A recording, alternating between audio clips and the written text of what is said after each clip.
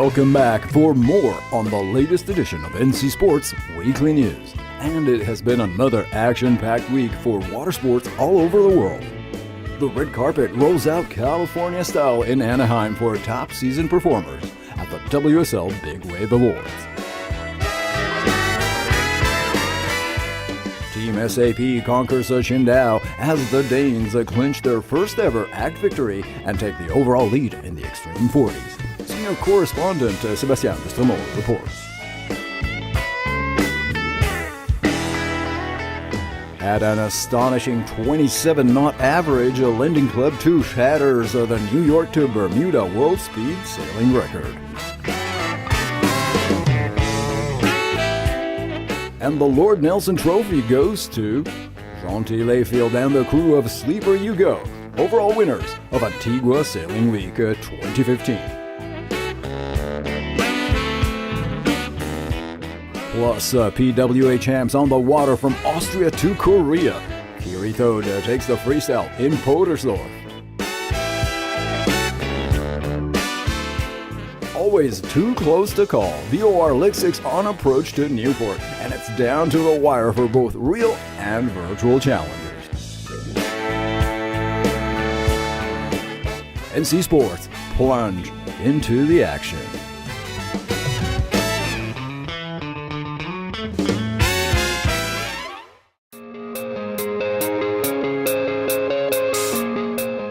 In a full California-style red carpet event, Surf's toughest bunch met last week for the WSL Big Wave Awards ceremony in Anaheim to celebrate the heroes and most fearless performances of the past season.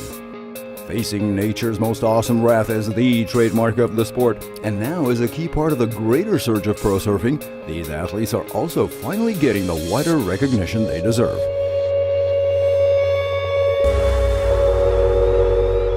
I think it's a whole nother sport in itself, another category of surfing that's just blowing minds, and I think we're pushing down a lot of doors that were locked shut forever and saying things weren't possible, and I'm just really stoked to be a part of that group to change that.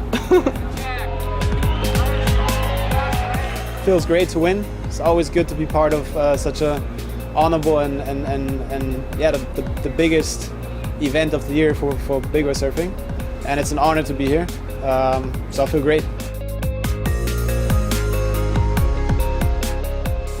Yeah, when I read my name out, I got this crazy flush through my body, like even worse than the wave. You know, the adrenaline that you get when you catch a wave, it was just worse then. Like, I was so nervous, I don't know why, but you know, I put a lot of time and dedication into chasing swells and to, you know, just dedicating a lot of my life to that, and obviously to win the award is amazing, and you know, very honoured. So, Hawaii's veteran Shane Dorian was twice honoured and twice happy. At 42 and still going for it, he received both the Right of the Year and Best Overall Performance awards.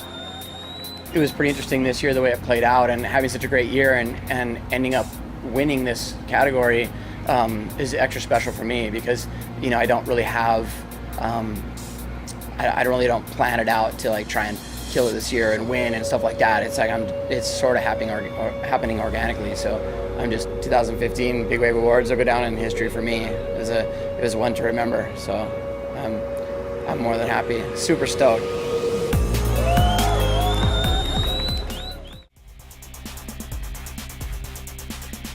A historical first victory for SAP Team Extreme Sailing in Qingdao, China. For sure, we're going to celebrate a little bit tonight. You know, we have a fantastic host out here in China, so it's going to be good food and yeah, a little bit of a celebration. Act 3 enables the Danish team to secure an outstanding performance on this event held in wintry conditions. Not really. I mean, it is a bit drizzly, a bit cold, but I probably should put some more clothes on. After 2 days of racing in a foggy condition, both coast keepers Jes Gram Hansen and Rasmus Kostner largely dominate the event. What a day. It was down to the wire, but now we're so happy. That's the first win, you always remember that one, so fantastic. For the final day, the fleet is welcomed by a clear blue sky and a very shifty wind blowing from 3 to 18 knots. It rushes between the skyscrapers and hit the boat in unpredictable manners. Oh yeah, what a day! Super difficult here, and we did enough in the first couple of days and survived today, but it was difficult, and great work by the guys, and we just hold it together. The battle behind the leader is intense between the Wave Muscat and Team Russia Gazprom. The Russians' youth have the upper hand before the last race, but a penalty at the last win with Mark is costing them dearly. They stumbled to the third march on the podium. With a victory in the last double-point race, the Wave Muscat, skipped by Lee McMullen, snatches the second place. No, I don't think we were aggressive. We just, we knew we had a bit of a job to do, and we had one race that, went badly for us when we were in a really good position and fell back, and that was frustrating. After 3 acts, the Danish ACP team leads the overall standing on the circuit ahead of the next stage to be held in Cardiff in June.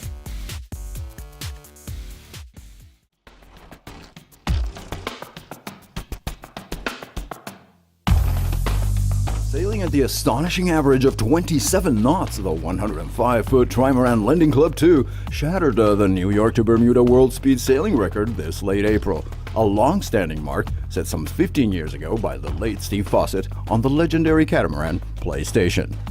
Seasoned sailor and CEO Renaud Laplanche, together with co-skipper Ryan Breimeyer and an international crew of super talents, covered the 635 nautical miles in just over 23 hours. Jan Meyer, Boris Herman, Jean-Baptiste Levaillant, Stanislas Delbert, Queen Bisset, and the famous Bilou of the oceans, Roland Jourdain.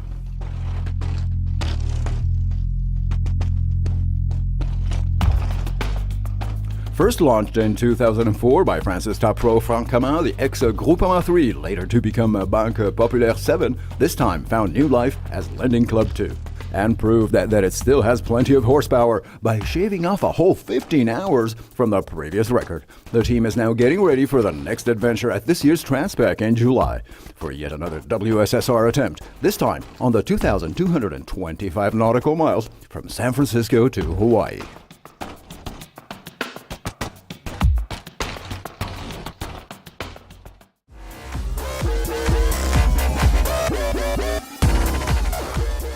Strong breezes swept the course for Antigua Sailing Week as winners were ultimately decided over the weekend for the 48th year of this spectacular and fun Caribbean classic. Plenty of action on the water as the 13 different classes with hundreds of passionate amateurs battled it out tack for tack in their quest for the overall victory.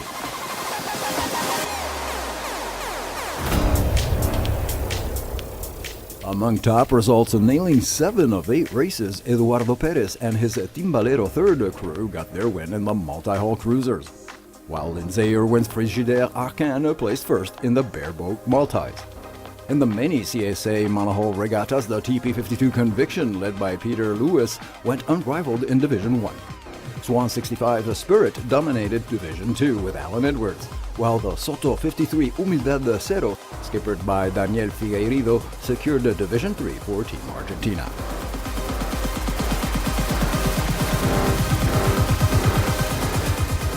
Yet the accolades and the big prize went to Gentillet Field's CS40 Sleeper You Go, that with 8 straight wins led the overall scoreboard in CSA 8.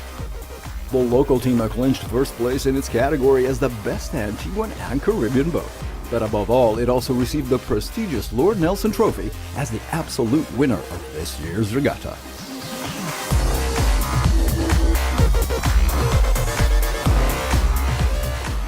Antigua's beaches put up the rest of the show with dozens of post-race activities and, of course, partying under the sun. Nautical Channel is a proud media partner of Antigua Sailing Week, so join the current and stay tuned for the full feature with complete class-by-class results and the fiesta from this captivating 2015 edition.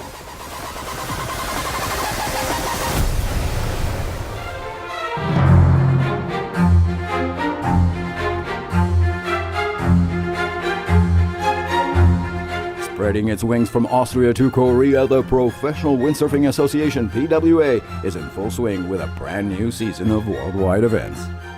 The wind didn't cooperate for the 5 days of the Portersdorf Surf World Cup stopover, but Kiri Thode made the best of this freestyle event. In full form, the Bonairean champion convinced the judges by landing a superb double culo for a massive 53 points out of 60 in a toe-in competition. Donkey Franks grabbed second place on Lake Neusiedl, while Adam Sims completed the podium.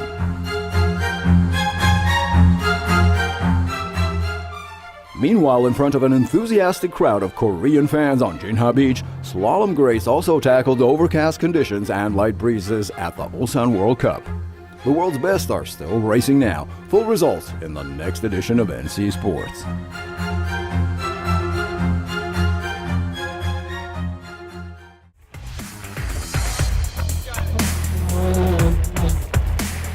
In yet another super tight run to the finish, Leg 6 of the Volvo Ocean Race is now closing in on Newport, the USA's historic sailing capital on the East Coast. After the Samba Anita Jala fleet has sailed over 5,000 nautical miles northbound in the Atlantic by hedging along the coastline of Brazil, tackling the Equatorial Passage, and dodging the tropical squalls of the Caribbean. With the VOR 65 literally glued to each other on minimal deltas till the very end, one more photo finish is expected in Rhode Island. Abu Dhabi needs to hold the overall lead. Dongfeng instead needs to make up for its Cape Horn debacle in Leg 5. Brunel and Altimedica are just itching for a win, while Mapfre and the ladies of SCA seek a real comeback. The full report next week. And now, senior correspondent Sébastien Destremaux is back with the inside take from the multiplayer side of the VOR on Virtual Regatta. For the last few days, the race is kind of boring. Everybody was awaiting an opportunity to strike. Since Saturday, this high-pressure system is putting some pressure back on this leg towards Newport. The leaders are following a normal path and should be jiving today. However, what's interesting is the choices made by some of the big players. Separated by 600 miles, the leg winners are taking their chances. Sticking to his high-risk, high-return strategy, Rakosi is heading north. Meanwhile, on the west and heading into the Caribbean seas are Jens G and Exit City Race.